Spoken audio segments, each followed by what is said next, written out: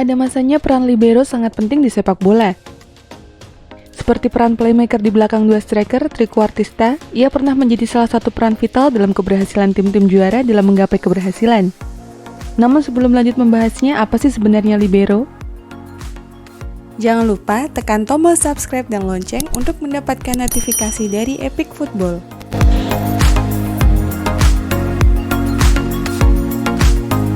Berawal dari Italia, negara yang hingga kini menjadi benchmark pengembangan taktik, peran libero mulai dikenal pada dekade 1960-an. Pada era tersebut, Italia bertanggung jawab menciptakan catenaccio alias pertahanan Grendel. Saking mempengaruhi perkembangan taktik saat itu, Italia turut menularkan virus pertahanannya ini ke negara-negara tetangganya.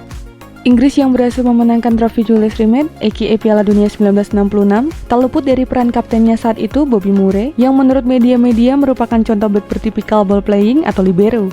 Menariknya, ada beberapa versi mengenai siapa yang memperkenalkan peran libero ini kepada khalayak luas.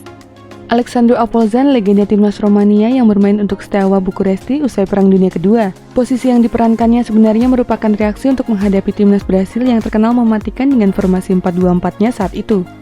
Tren ini pula yang bertanggung jawab mengubah salah satu pemain sepak bola hebat yang pernah dilahirkan tanah Bavaria, Franz Anton Beckenbauer.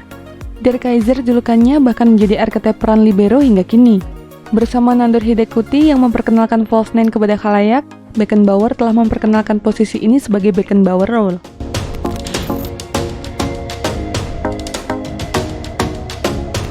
Meskipun istilah peran libero ini tidak asing bagi penggemar sepak bola yang lahir di era 90-an maupun sebelumnya, kerap kali terjadi kesalahpahaman mengenai peran libero.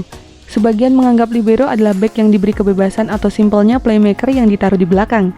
Namun ada pula yang menyebut libero tak ubahnya sweeper alias tukang sapu bola. Manakah yang lebih tepat? Kata libero dalam bahasa Italia berarti bebas. Italia tak hanya dikenal sebagai pencetus peran taktikal, dengan kekayaan bahasanya, ia juga mampu melahirkan istilah-istilah baru. Di era 70 hingga 90-an, tren penggunaan 5 orang pemain belakang hampir bisa ditemukan di berbagai kesebelasan, misal dalam formasi dasar 5-3-2. Libero biasanya diapit 2 bek tengah, center back, dan berdiri lebih dalam dibandingkan kedua rekannya. Karena posisinya berada di belakang dan bertugas untuk menyapu bola kotor sisa tackle pemain bertahan lainnya, ia juga disebut sweeper atau penyapu. Libero seperti yang diperkenalkan Beckenbauer atau Gaetano Sciarra memperlihatkan bahwa seorang libero haruslah memiliki syarat-syarat, memiliki visi, skill dribbling yang baik, serta memiliki kemampuan mencetak gol dari jarak jauh. Kemampuan tersebut amatlah berguna dikala kesebelasan memperoleh peluang untuk melepaskan counter attack. Yang harus digarisbawahi bahwa tugas libero berbeda dengan bek tengah pada formasi 4 bek sejajar. Jika bek lain bertugas mengcover area dan mengawal atau marking secara man-to-man, maka libero tak dibebani tugas tersebut. Masih ingat keberhasilan Yunani menjuarai Piala Eropa 2004? Banyak yang lupa kalau pelatih mereka, Otto Rehhagel, adalah salah satu penganut sepak bola defensif. Rehhagel berhasil mentransformasi seorang Traianus Delas menjadi seorang sweeper bertahan.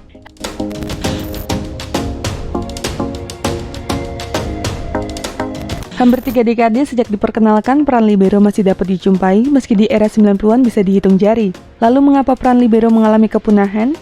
Pertama, berkembangnya tren zonal marking. Karena munculnya berbagai varian penyerang, gelandang serang maupun pemain sayap, seorang bek tengah tak bisa lagi hanya mengandalkan man-to-man marking.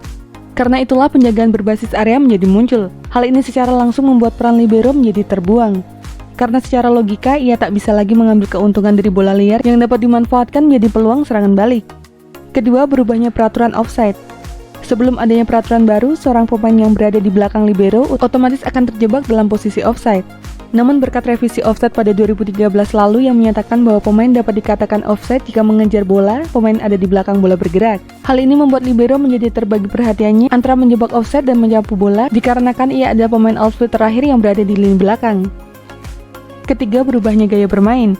Karena populernya filosofi yang mengutamakan penguasaan bola, maka tuntutan untuk memperkuat lini tengah adalah wajib hukumnya. Hal ini pula yang menyebabkan munculnya peran baru, yakni gelandang yang berada di antara barisan pemain belakang dan barisan pemain tengah, atau populer disebut deep lying midfielder. Adanya gelandang bertahan ini memungkinkan untuk menguasai bola lebih banyak serta memblok serangan yang hendak masuk ke area pertahanan. Sekilas peran deep lying midfielder ini mengisyaratkan adanya evolusi dari peran libero.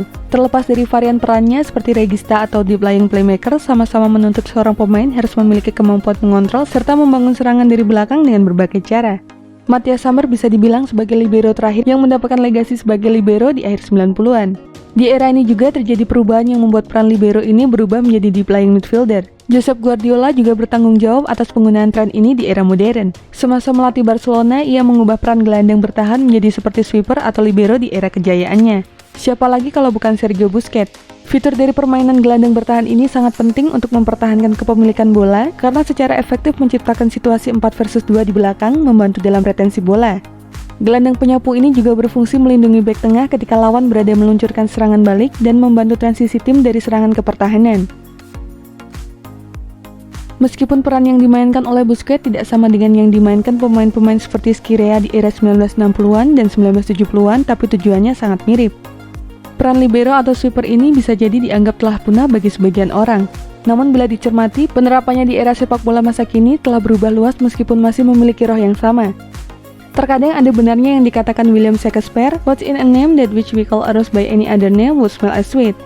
Libero pada akhirnya menjadi sebuah pondasi dan warisan yang menjadi sangat penting keberadaannya dalam taktik sepak bola modern, terlepas ia telah berkembang dalam bentuk lain dengan nama yang berbeda.